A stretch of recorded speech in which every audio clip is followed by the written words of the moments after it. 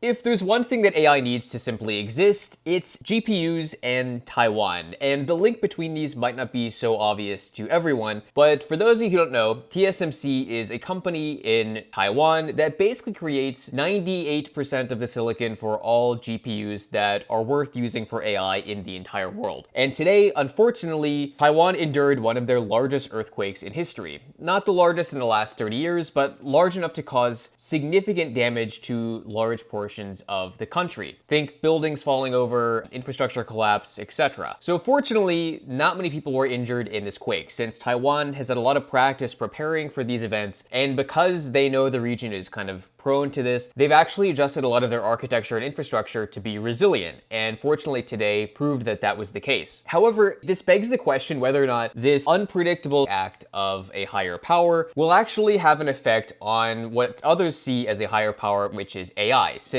at this point, if there are serious disruptions to infrastructure and TSMC, there might actually be issues with how anyone can get GPUs for the next year or more. So how much of an effect did this earthquake actually have on Taiwan Semiconductor Corporation, or TSMC? How quickly do we think Taiwan can bounce back from this? Which fabs specifically were affected? And will AI generally as an industry need to react to this seemingly random act of geography? Welcome to AI Flux, let's get into it. So I'm not going to say we saw this coming, but there may be a picture that hints at some of it. However, curiously enough, this is actually something that Warren Buffett has talked about at length over the last 10 years. Ironically, there was actually a 2023 TV spot where Warren Buffett pretty much says that he sold over 80% of his stake in TSMC because he was worried about, quote, seismic activity in Taiwan. Warren Buffett probably can't see the future, but he can read statistics, and statistically, earthquakes happening in Taiwan just aren't very surprising. Now, the next question is, how much of Taiwan has actually been seriously damaged by this earthquake? So this isn't the largest earthquake. One of the largest earthquakes that they've ever experienced was in 1999 with a 7.7 magnitude quake that racked the entire country. Today was no different. Today was a 7.4 on the Richter scale, and still very, very serious, toppling buildings, breaking water pipes, shuttering power plants, etc. But fortunately, a lot of Taiwan's infrastructure has been bolstered and designed to resist this. In short, if you don't want to finish this whole video, they've gotten so good at doing this and actually have prioritized semiconductor infrastructure over certain civilian infrastructure that even after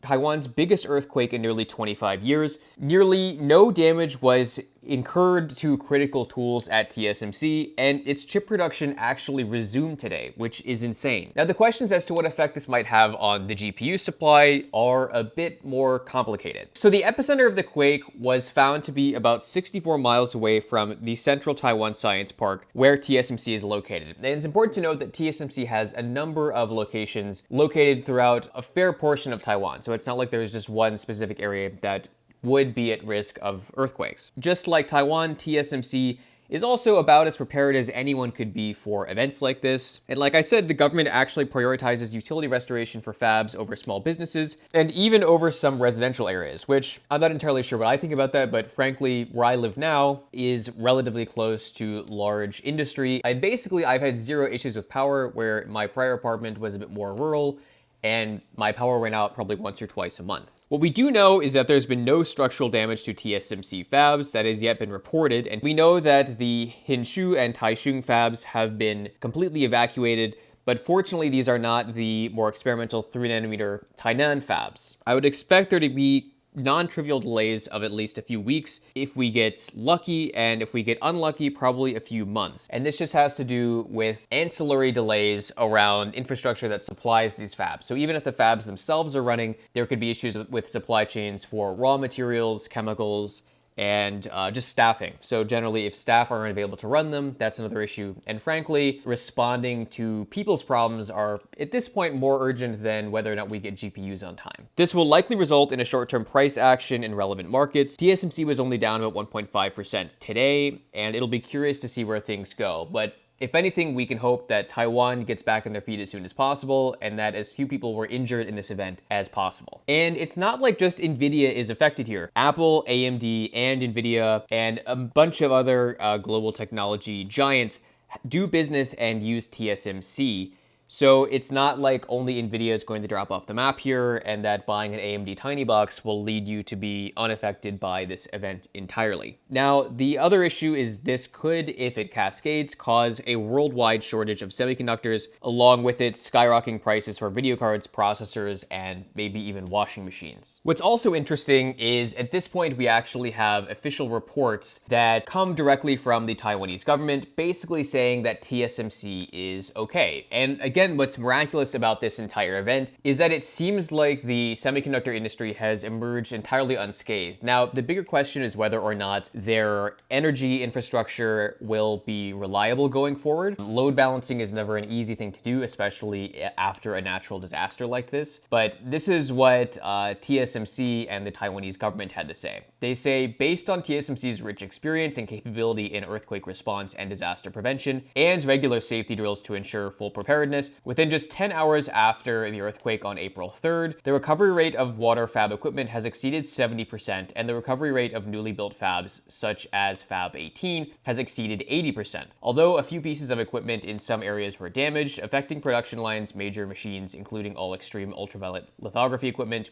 which, for those of you who don't know, is the most expensive and delicate equipment at these facilities, most other equipment remained undamaged. TSMC has allocated resources to expedite comprehensive recovery and has resumed operations today. Maintaining close communications with our customers, we will continue to closely monitor and communicate directly with our customers about any relevant impacts. So this is completely miraculous, and it also begs the question of how much of a hand the Taiwanese government will have in ensuring this all is resumed as quickly as possible. I think the most recent analog we have to this was with the pandemic, and we saw how far initial small infractions in supply chains can have years-long implications once they fully play out. But what's good is we do know now that the earthquake was kind of on the right coast. Now, if you're in Japan, there was actually a small tsunami warning due to the magnitude of this earthquake. But what's interesting is it looks like, generally speaking, Taiwan is fine. The staff has already reported to be going back in and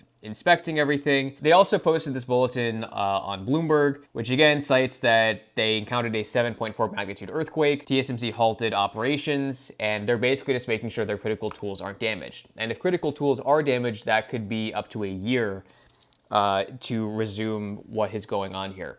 And one thing I do want to show you guys is an actual map of what's going on here. TSMC has 5 primary fabs, and curiously here, they show what their maximum capacity for 2024 is looking forward. And what's interesting is, generally speaking, the most affected fabs so far are the oldest ones, which ironically are also producing the most number of chips. So for things like washing machines, CPUs, etc. And fortunately, the leading edge seems to have been protected the most. My analysis of this is we're likely to see the biggest disruptions in DRAM production lines, especially because SK Hynix and Samsung rely heavily on all these fabs. And for me, DRAM spot prices generally point to much more interesting kind of next level effects and side effects of these kinds of things rather than GPUs. Because for instance, you can build a lot of things with excess GPUs. You can basically build very few things if you don't have DRAM, even if it's not just the fastest DDR7 that Blackwell on a consumer level is purported to use. So I wanted to post this update just to say that we're hoping that Taiwan pulls through this. I think there will probably be interesting implications in terms of when we'll actually see Blackwell's GPUs, especially given the number of pre-orders and the number of just orders in the pipeline for those GPUs.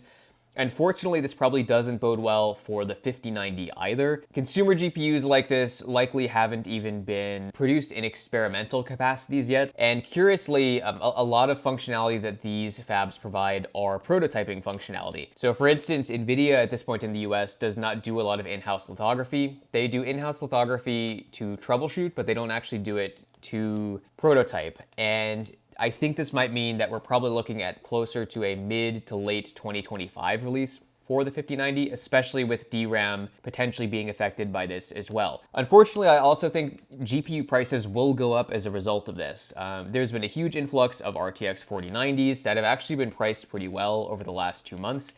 And unfortunately, I think this might push those prices right back up, along with the price of used or second market A100. So I'm curious what you guys think about this. Are you going to be making any different decisions with your buying? Do you think that rental rates for GPUs in general will go up even on platforms like Vast AI. I'm going to keep an eye on this. I hope Taiwan recovers as fast as possible, and our thoughts are with the people of Taiwan. But yeah, let me know what you think in the comments. As always, I hope you learned something in this video, and if you like our content, please like, subscribe, and share, and we'll see you in the next one.